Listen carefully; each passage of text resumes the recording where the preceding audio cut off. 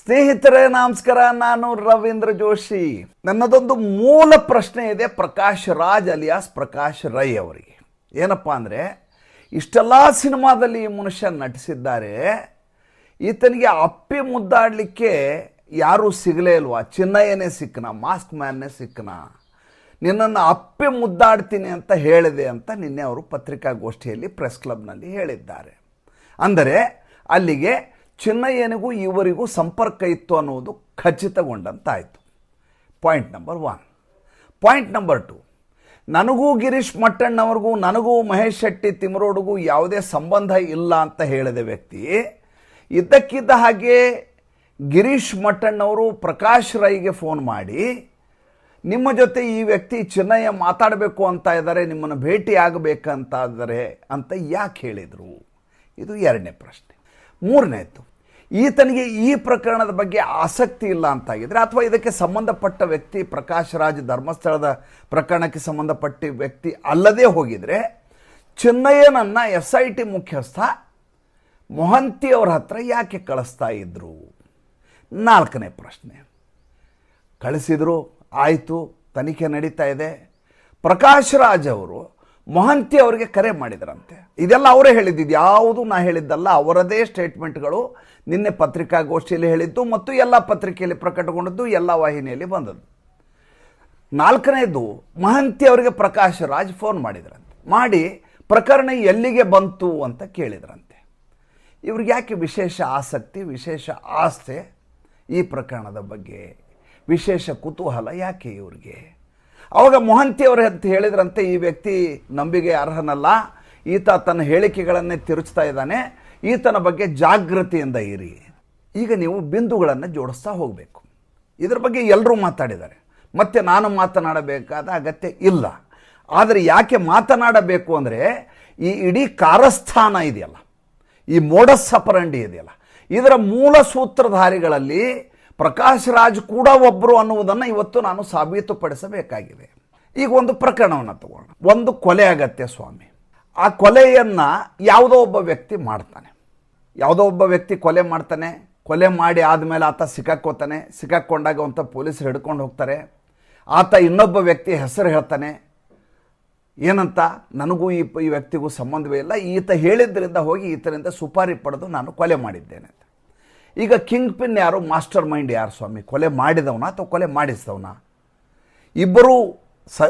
ಇಬ್ಬರೂ ಘೋರವಾದ ಶಿಕ್ಷೆಗೆ ಅರ್ಹರ ಹೌದಲ್ವಾ? ನೀನು ನನಗೆ ಹೇಳಬೇಕು.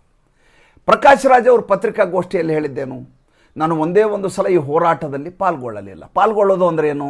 ಹೋಗಿ ಪ್ರತಿಭಟನೆ ಬ್ಯಾನರ್ ಹಿಡ್ಕೊಂಡು ಧರ್ಮಾಧಿಕಾರಿ ವೀರೇಂದ್ರ ಹೆಗಡೆ ಅವರ ವಿರುದ್ಧ ಪ್ರತಿಭಟನೆ ಮಾಡೋದು, ಘೋಷಣೆ ಕೂಗೋದು, ಅಲ್ಲಿ ಹೋಗಿ ಆ ಗುಂಡಿ ತೆಗೆಯೋರ ಎದುರಿಗೆ ನಿಲ್ಲೋದು, ಅದ್ರ ಬಗ್ಗೆ ಹೇಳಿಕೆ ಕೊಡೋದು, ಆ ರೀತಿನ?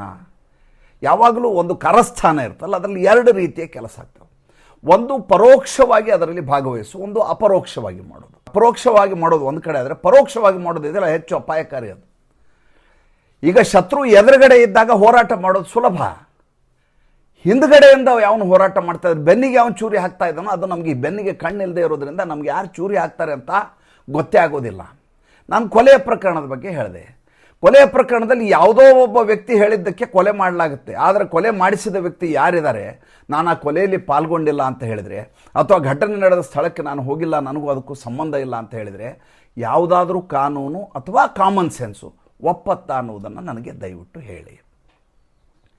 ಅಂದರೆ ಈ ಒಟ್ಟು ಸಂಚು ಏನಿದೆ, ಸಂಚಿನಲ್ಲಿರುವಂಥ ಗಿರೀಶ್ ಮಟ್ಟಣ್ಣವರಾಗಲಿ, ಅಥವಾ ಮಹೇಶ್ ಶೆಟ್ಟಿ ತಿಮರೋಡಿ ಆಗಲಿ, ಅಥವಾ ವಿಠ್ಠಲ್ ಗೌಡ ಆಗಲಿ, ಇವರೇನು ಒಂದು ಗ್ಯಾಂಗ್ ಇದೆಯಲ್ಲ, ಇದು ಟೋಳಿ, ಈ ಟೋಳಿಯಲ್ಲಿ ಈಕ್ವಲಿ ಇದಕ್ಕೆ ವಾರಸ್ದಾರ ಮತ್ತು ಪಾಲುದಾರ ಪ್ರಕಾಶ್ ರಾಜ್ ಕೂಡ. ಇಲ್ಲದೆ ಹೋದರೆ ಈತ ಈ ರೀತಿ ಪತ್ರಿಕಾಗೋಷ್ಠಿ ಮಾಡಿ ಮಾತಿನಲ್ಲಿ ಸಿಕ್ಕಾಕೊಳ್ಬೇಕಾದ ಅಗತ್ಯ ಇರಲಿಲ್ಲ. ಈತ ಮೊದಲು ಹೇಳಿದ್ದೇನು, ಯಾವಾಗ ಹೈಕೋರ್ಟ್ಗೆ ಹೋಗಿ ಚಿನ್ನಯ್ಯ ಅಲಿಯಾಸ್ ಮಾಸ್ಕ್ ಮ್ಯಾನ್ ಹೋಗಿ ಕೋರ್ಟಿನಲ್ಲಿ ಅರ್ಜಿ ಹಾಕಿದ ತಕ್ಷಣ ನಡುಕ ಉಂಟಾಗಿದ್ದು, ಗಲಿಬಿಲಿ ಉಂಟಾಗಿದ್ದು, ಗಾಬರಿಯಾಗಿದ್ದು ಯಾರಿಗೆ?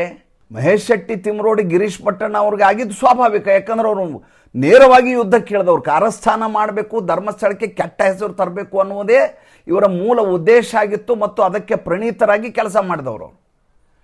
ಸೌಜನ್ಯ ಸಾವು ಅದಕ್ಕೆ ನ್ಯಾಯ ಅನ್ನೋದು ಎರಡನೇ ಮಾತು. ಇಲ್ಲಿ ಧರ್ಮಸ್ಥಳ ಎನ್ನುವಂಥ ಗ್ರಾಮದಲ್ಲಿ ನೂರಾರು ಕೊಲೆಗಳಾಗಿದ್ದಾವೆ. ಕೊಲೆಗಳನ್ನು ಧರ್ಮಾಧಿಕಾರಿಗಳು ಮಾಡಿಸಿದ್ದಾರೆ ಅನ್ನೋದು ಭಾಳ ಮುಖ್ಯವಾದ ವಿಚಾರ ಇಲ್ಲಿ ಇವ್ರು ಹೇಳ್ತಾ ಇರೋದು. ಸೌಜನ್ಯ ಪ್ರಕರಣ ಪಕ್ಕಕ್ಕೆ ಇಟ್ಬಿಡಿ. ಮೊದಲನೇದಾಗಿ ಯಾವ ಕಾಲಘಟ್ಟದಲ್ಲಿ ಆಗಿದೆ, ಚೆನ್ನಯ್ಯ ಯಾವ ಕೆಲಸ ಮಾಡ್ತಾ ಇದ್ದದ್ದನ್ನು ತೆಗೆದ್ರೆ ದಶಕಗಳ ಹಿಂದೆ. ಅವಾಗ ಧರ್ಮಸ್ಥಳ ಅನ್ನೋದು ಒಂದು ಗ್ರಾಮ, ಅಲ್ಲಿಯ ಪೊಲೀಸ್ ಸ್ಟೇಷನ್ ಹೇಗಿತ್ತು ಸುಮ್ಮನೆ ಆಲೋಚನೆ ಮಾಡಿ. ಅವಾಗ ಮೊಬೈಲ್ ಇಲ್ಲ, ಅವಾಗ ಮಹಜರ್ ಮಾಡಲಿಕ್ಕೆ ಪೊಲೀಸರಿಲ್ಲ. ಪೊಲೀಸ್ ಸ್ಟೇಷನ್ ದೊಡ್ಡದಾಗಬೇಕು ಅಂತ ಪತ್ರ ಕೊಟ್ಟವರೇ ಧರ್ಮಾಧಿಕಾರಿ ವೀರೇಂದ್ರ ಹೆಗಡೆ ಅವರು. ಇಲ್ಲಿ ನಡೀತಾ ಇರುವಂಥ ನೋಡಿ, ಧರ್ಮಸ್ಥಳಕ್ಕೆ ಬರುವಂಥ ಜನ ಒಂದು ಭಕ್ತಿಯ ಪಂಥ, ಅದು ಅದ್ರ ಬಗ್ಗೆ ಎರಡು ಮಾತಿಲ್ಲ. ಜೀವನದಲ್ಲಿ ಜಿಗುಪ್ಸಿಕೊಂಡವರು, ಆಮೇಲೆ ಆತ್ಮಹತ್ಯೆ ಮಾಡ್ಕೊಂಡ್ಬಿಡೋಣ ಜೀವನ ಬೇಡ ಅನ್ನಿಸಿದವರು, ದೇವರಿಗೆ ಮೊರೆ ಹೋಗುವಂಥವ್ರು, ಅಂಥ ನೂರಾರು ಜನ ಬಂದಿರ್ತಾರೆ. ಈ ಹೋಟೆಲ್ ಲಾಡ್ಜ್ ಮಾಡದಲ್ಲೇ ಬಂದು ನೇಣು ಬಿಕ್ಕೊಂಡು ಸಾಯುವಂಥ ಜನ ನಾವು ನೋಡಿದ್ದೀವಿ. ಫ್ಯಾನಿಗೆ ಬಿಕ್ಕೊಂಡು ಆತ್ಮಹತ್ಯೆ ಮಾಡಿಕೊಂಡ್ರು ಅಂತ ಲಾಡ್ಜ್ನಲ್ಲಿ ಜನ ಬಂದು ತಂಗಿದಂಥವ್ರು ಸಾಯೋದನ್ನು ನೋಡಿದ್ದೀವಿ. ಇನ್ನು ಇಂಥ ಧರ್ಮಸ್ಥಳದಲ್ಲಿ ಈ ರೀತಿಯ ಪ್ರಕರಣ ಆಗೋದಿಲ್ವಾ? ಆದ ಸಂದರ್ಭದಲ್ಲಿ ಆವಾಗ ಸರ್ಕಾರದ ವ್ಯವಸ್ಥೆಗಳೇನಿದು, ಇದನ್ನೆಲ್ಲ ಯೋಚನೆ ಮಾಡಬೇಕಾದಂಥ ವಿಚಾರ. ಇವತ್ತು ಅದರ ಬಗ್ಗೆ ನಾನು ಮಾತಾಡ್ತಾ ಇಲ್ಲ. ನಾನು ಮಾತಾಡ್ತಾ ಇರೋದು ಇಂಥ ಸಂದಿಗ್ಧತೆ ಇರುವಂಥ, ಈ ಸೀಮಿತ ಪರಿಧಿ ಇದ್ದು ಧರ್ಮಸ್ಥಳದಲ್ಲಿ ಇದನ್ನು ನಿಭಾಯಿಸಬೇಕಾದ ಅನಿವಾರ್ಯ ಇದ್ದಂಥ ಕಾಲಘಟ್ಟದಲ್ಲಿ ಧರ್ಮಾಧಿಕಾರಿ, ಧರ್ಮಸ್ಥಳದಲ್ಲಿರುವಂಥ ವ್ಯವಸ್ಥೆಯ ಮಧ್ಯೆ ಚಿನ್ನಯ್ಯ ಅನ್ನುವಂಥ ವ್ಯಕ್ತಿ ಈಗ ಉದ್ಭವಿಸಿದಾಗ ಆತನ ಜೊತೆ ನಿಂತವ್ರು ಯಾರ್ರೀ? ಚಿನ್ನಯ್ಯ ಅನ್ನುವಂಥ ವ್ಯಕ್ತಿ 100ಕ್ಕೆ 100ರಷ್ಟು ನಾನು ಸುಳ್ಳು ಹೇಳಿದ್ದೇನೆ, ಬೇಕು ಅಂತಲೇ ಇದು ಮಾಡಿದ್ದು. ಇದರಿಂದ 200 ಕೋಟಿ ರೂಪಾಯಿ ದೊಡ್ಡದಂಥ ಕಾರಸ್ಥಾನ ಇದೆ, ಚಿತ್ರದುರ್ಗದ ಒಬ್ಬ ಮಹಿಳೆ ದುಡ್ಡು ಕೊಡ್ತಾ ಇದ್ರು ಅನ್ನೋದನ್ನು ಹೇಳಿಬಿಟ್ರು, ಎಲ್ಲೆಲ್ಲಿಂದ ದುಡ್ಡು ಬರ್ತಾ ಇತ್ತು ಅನ್ನೋದನ್ನು ಹೇಳಿಬಿಟ್ರು. ಎಲ್ಲ ಆಗೋಯ್ತು. ಆತ 100ಕ್ಕೆ 100 ನಿಜ ಹೇಳಿದಾನೋ ಇಲ್ವೋ ಅನ್ನೋದನ್ನು ನಾನು ಇಲ್ಲಿ ಸಾಬೀತುಪಡಿಸ್ಲಿಕ್ಕೆ ಹೋಗೋದಿಲ್ಲ. ಆದರೆ ಹೇಳಿದ ಹೆಸರುಗಳಿದಾವಲ್ಲ, ಅವು ಪ್ರೈಮಾಫಸೈ ಅಂದರೆ ಮೇಲ್ನೋಟಕ್ಕೆ ಇವರೆಲ್ಲ ಇದರಲ್ಲಿ ಭಾಗಿದಾರರಾಗಿದ್ದಾರೆ ಅಂತ ಸ್ಪಷ್ಟವಾಗಿ ಕಾಣುತ್ತಲ್ಲ. ಮಹೇಶ್ ಶೆಟ್ಟಿ ತಿಮರೋಡಿ ಮನೆಯಲ್ಲಿ ಈತ ಇದ್ದದ್ದು ಗೊತ್ತು. ಪ್ರತಿ ದಿವಸ ಗುಂಡಿ ತಗ್ಸಿದ ಮೇಲೆ ಸಂಜೆ ಆತನನ್ನು ಕರ್ಕೊಂಡೋಗಿ ಅಲ್ಲಿ ಕೂಡ ಹಾಕ್ತಾ ಇದ್ದದ್ದು ಗೊತ್ತು.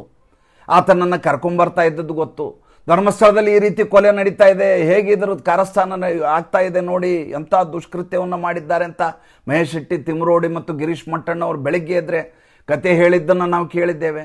ಇಲ್ಲ, ಹೆಣಗಳೇ ಇರೋದಿಲ್ಲ, ಅದು ಕೆದರ್ಕೊಂಡು ಹೋಗ್ಬಿಡುತ್ತೆ, ಯಾವುದೋ ಒಂದು ಪ್ರಾಣಿ ಬರುತ್ತಂತೆ, ಅದೆಲ್ಲ ತಲೆಬುರುಡಿಗೆ ತೊಗೊಂಡು ಹೋಗ್ಬಿಡುತ್ತೆ ಅಂತ ಗಿರೀಶ್ ಮಟ್ಟಣ್ಣವರು ಸ್ಪಷ್ಟೀಕರಣ ಕೊಟ್ಟದ್ದು ಗೊತ್ತು ನಮಗೆ. ಅಂದರೆ ಇಡೀ ಈ ಮೋಡಸ್ ಆಪರಂಡಿ ಇದೆಯಲ್ಲ, ಈ ಮೋಡಸ್ ಆಪರಂಡಿ ಟೋಟಲಿ ಪ್ಲ್ಯಾಂಡ್, ಇದೊಂದು ಟೂಲ್ ಕಿಟ್ ಅನ್ನೋದು ಮೇಲ್ನೋಟಕ್ಕೆ ಸಾಬೀತು. ಈಗ ಪ್ರಶ್ನೆ ಬಂದಿರೋದು ಮೊದಲೇದಾಗಿ ಗಿರೀಶ್ ಮಟ್ಟಣ್ಣವರು, ಅದಕ್ಕಿಂತ ಮುಂಚೆ ಪ್ರಕಾಶ್ ರಾಜ್ ಒಬ್ಬ ಸಿನಿಮಾ ನಟ. ಅದನ್ನು ಬಿಟ್ಟರೆ ತನ್ನನ್ನು ತಾನು ವಿಚಾರವಾದಿ ಅಂತ ಗುರುಸ್ಕೊಂಡಿರುವಂಥ ವ್ಯಕ್ತಿ, ತನ್ನನ್ನು ತಾನು ಹೋರಾಟಗಾರ ಅನ್ಕೋತಾನೆ. ಈ ಚಿನ್ನಯ್ಯ ಇದಾನಲ್ಲ, ಚಿನ್ನಯ್ಯ ಇವನನ್ನೇ ಭೇಟಿಯಾಗಬೇಕು ಅಂತ ಯಾಕಂದ? ರವೀಂದ್ರ ಜೋಶಿನ ಯಾಕೆ ಭೇಟಿ ಆಗಲಿಲ್ಲ ಆತ? ಅಥವಾ ಇನ್ಯಾರನ್ನೂ ಯಾಕೆ ಭೇಟಿ ಆಗಲಿಲ್ಲ? ಪ್ರಕಾಶ್ ರಾಜನ ಭೇಟಿ ಆದರೆ ನಂಗೆ ಸಹಾಯ ಆಗತ್ತೆ ಅಂತ ಆತನಿಗೆ ಹೆಂಗೆ ಅನ್ನಿಸ್ತು?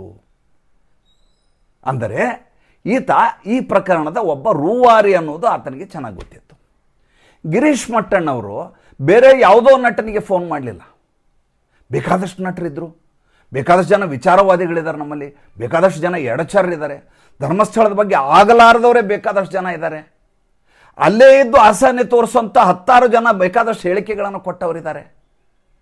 ಅವ್ರು ಯಾರನ್ನೂ ಪ್ರಸ್ತಾಪ ಮಾಡಲಾರದೆ ಚಿನ್ನಯ್ಯ ಅಲಿಯಾಸ್ ಮಾಸ್ಕ್ ಮ್ಯಾನನ್ನು ಗಿರೀಶ್ ಮಟ್ಟಣ್ಣವರು ಪ್ರಕಾಶ್ ರಾಜ್ಗೆ ಪರಿಚಯ ಮಾಡಿಸ್ತಾರೆ. ಪರಿಚಯ ಮಾಡಿ ಫೋನ್ ಹಚ್ಕೊಡ್ತಾರೆ. ಗಿರೀಶ್ ಮಟ್ಟಣ್ಣವರು ಪ್ರಕಾಶ್ ರಾಜ್ಗೆ ಫೋನ್ ಹಚ್ಕೊಟ್ರು. ಅಂದರೆ ಪ್ರಕಾಶ್ ರಾಜ್ ಈ ಇಡೀ ಮೋಡಸ್ ಆಪರಂಡಿಯಲ್ಲಿ ಜೊತೆಗಿದ್ದಾರೆ ಅನ್ನೋದು ಸ್ಪಷ್ಟ ಆಗೋಯ್ತು. ಗಿರೀಶ್ ಮಟ್ಟಣ್ಣವ್ರು ನಂಗೆ ಪರಿಚಯ ಇಲ್ಲ, ಮಹೇಶ್ ಶೆಟ್ಟಿ ತಿಮರೋಡಿ ನಂಗೆ ಪರಿಚಯ ಇಲ್ಲ ಅಂದ್ರೆ ನಾವು ಒಪ್ಲಿಕ್ಕೆ ಸಾಧ್ಯವೇ ಇಲ್ಲ. ಅದು ಪರಿಚಯ ಇಲ್ಲದೇ ಇರೋಕ್ಕೆ ಸಾಧ್ಯವೇ ಇಲ್ಲ. ಅದು ಪರಿಚಯ ಇರೋದು ನಿಜ, ಎಷ್ಟರ ಮಟ್ಟಿಗೆ ಅವ್ರ ಪಾತ್ರ ಇದೆ, ಎಷ್ಟರ ಮಟ್ಟಿಗೆ ಇವ್ರ ಪಾತ್ರ ಇದೆ ಅನ್ನೋದು ಈಗ ಸಾಬೀತಾಗಬೇಕಾಗಿದೆ. ಇನ್ನು ಉದ್ದಟತನದ ಪರಮಾವಧಿ. ಪ್ರಕಾಶ್ ರಾಜ್ ಅವರು ನಿನ್ನೆ ಪತ್ರಿಕಾಗೋಷ್ಠಿ ಮಾಡಿದರು ಬೆಂಗಳೂರು ಪ್ರೆಸ್ ಕ್ಲಬ್ಬಲ್ಲಿ. ನಾನು ಹೇಳಿದ್ದೇ ಉತ್ತರ, ಬೇಕಾದ್ರೆ ಕೇಳ್ಕೊಳ್ಳಿ, ಬೇಡಾದ್ರೆ ಬಿಡಿ, ಇಷ್ಟೇ ನಾನು ಹೇಳೋ ಉತ್ತರ, ನೀವು ಕೇಳಿದಾಗ ನಾನು ಯಾಕೆ ಉತ್ತರ ಹೇಳಿ ಅನ್ನುವಂಥ ದಾರ್ಷ್ಟ್ಯವನ್ನು ಈ ಪ್ರಕಾಶ್ ರಾಜ್ ಮೆರೆದರು. ನಿನಗಿಷ್ಟ ಬಂದಂಗೆ ಉತ್ತರ ಹೇಳೋದಾದರೆ ಬರ್ಕೊಂಡು ಕುತ್ಕೊಳ್ಳಿಕ್ಕೆ ನಾವೇನು ಚಿತ್ರಗುಪ್ತರ, ಗುಮಾಸ್ತ್ರ? ನೀವೇನು ಹೇಳ್ತೀರಿ ಅದು ಕ್ರಾಸ್ ಕ್ವಶನ್ ಕೇಳೋದು ನಮ್ಮ ಉತ್ತರದಾಯಿತ್ವ. ನಾವು ಕೇಳ್ತೀವಿ ಅದನ್ನ ಪ್ರಶ್ನೆ.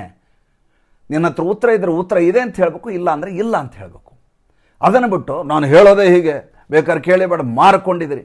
ಶಬ್ದಗಳು ಬಳಸೋದು ದುರಹಂಕಾರ, ಯಾವ ರೀತಿಯ ನಡವಳಿಕೆ ಅಂದರೆ, ಈ ಮನುಷ್ಯ ಧರ್ಮಸ್ಥಳದ ಬಗ್ಗೆ ಕೆಟ್ಟ ಹೆಸರು ತರಿಸಲಿಕ್ಕೆ ಇನ್ನಿಲ್ಲದ ಹಾಗೆ ಪ್ರಯತ್ನ ಮಾಡಿದ್ದಾರೆ ಅನ್ನೋದು ಆತನ ಮಾತಿನ ಧಾಟಿ ಮತ್ತು ಆತನ ಮಾತಿನ ಮಧ್ಯೆ ಇರುವಂಥ ಒಂದಕ್ಕೊಂದು ಮ್ಯಾಚ್ ಆಗಲಾರ್ದಂಥದ್ದು. ಅಂದರೆ ಒಂದು ವಿಷಯವನ್ನು ಹೇಳಿದರೆ ಅದಕ್ಕೆ ಪುಷ್ಟಿ ಕೊಡುವಂಥ 10 ಅಂಶಗಳಲ್ಲಿ ಅದರಲ್ಲಿರಬೇಕು.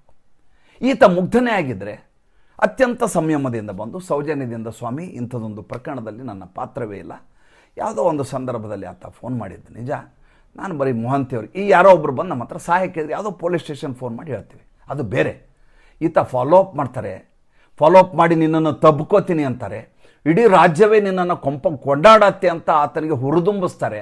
ಚಿನ್ನಯ್ಯನಿಗೆ ಹುರಿದುಂಬಿಸಿದ್ದಲ್ಲದೆ ಮತ್ತೆ ವಾಪಸ್ ಮೊಹಂತಿ ಅವರಿಗೆ ಫೋನ್ ಮಾಡ್ತಾರೆ, ತನಿಖಾಧಿಕಾರಿಗೆ, ಎಲ್ಲಿಗೆ ಬಂತು ಕೇಸು ಅಂತ ಕೇಳ್ತಾರೆ.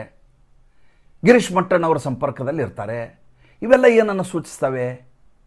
ಈಗ ಆಗಬೇಕಾದ ಕೆಲಸ ಏನು ಅಂದರೆ, ಬೇರೆ ಎಲ್ಲರನ್ನೂ ಬಿಟ್ಟುಬಿಡಿ, ಪರೋಕ್ಷವಾಗಿ ಮತ್ತು ಅಪರೋಕ್ಷವಾಗಿ ಯಾರ್ಯಾರಿದ್ರಲ್ಲ ಇವರ ಸಂಪೂರ್ಣ ತನಿಖೆ ಆಗಬೇಕು. ಪ್ರಕರಣ ಏನಾರು ಆಗಿಬಿಡಲಿ, ಇವರ ಸಂಪೂರ್ಣ ತನಿಖೆ ಆಗಬೇಕು. ಕರ್ನಾಟಕ ರಾಜ್ಯ ಸರ್ಕಾರ ಇದನ್ನು ಮಾಡಬಾರ್ದು. ಯಾಕೆಂದರೆ ನಮಗಿರುವಂಥ ಗೃಹ ಸಚಿವರು ಎಂಥವ್ರು ಅಂತ ನಿಮ್ಗೆ ತುಂಬ ಚೆನ್ನಾಗಿ ಗೊತ್ತಿದೆ. ಕೇಂದ್ರದಿಂದ ತನಿಖೆ ಆಗಬೇಕು, CBIಯಿಂದ ತನಿಖೆ ಆಗಬೇಕು. ಆವಾಗ ಇವರ ನಿಜವಾದ ಬಣ್ಣ ಬಯಲಾಗುತ್ತೆ. ಅದಕ್ಕಾಗಿ ನಾವು ಕಾಯ್ತಾ ಇದ್ದೀವಿ. ಮತ್ತೆ ಮುಂದಿನ ಸಂಚಿಕೆಯಲ್ಲಿ ಹೊಸ ವಿಷಯದೊಂದಿಗೆ ಬರ್ತೀನಿ. ಸಂಚಿಕೆ ಇಷ್ಟ ಆದರೆ ಲೈಕ್ ಮಾಡಿ, ಫಾಲೋ ಮಾಡಿ, ಶೇರ್ ಮಾಡಿ. ನಮ್ಮ ಮುಕ್ತ ಪತ್ರಿಕೋದ್ಯಮಕ್ಕೆ ಆರ್ಥಿಕವಾಗಿ ಬೆಂಗಾವಲಾಗಿ ನಮಸ್ಕಾರ.